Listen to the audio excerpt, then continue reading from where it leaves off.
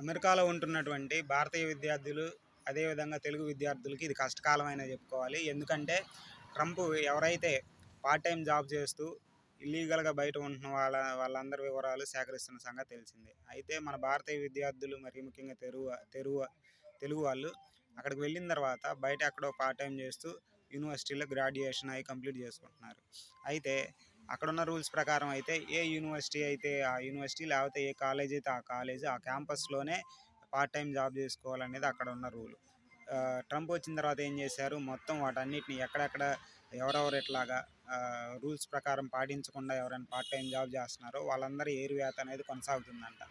India నుంచి వెళ్ళి అక్కడ చదువుకుంటున్నటువంటి విద్యార్థులందరూ ఇప్పుడు గందరగోళానికి గురవుతున్నారు. అంతేకాకుండా ఆ ప్రాసెస్ అనేది చాలా స్పీడ్‌గా జరుగుతుందని ప్రస్తుతం ఉన్న సమాచారం.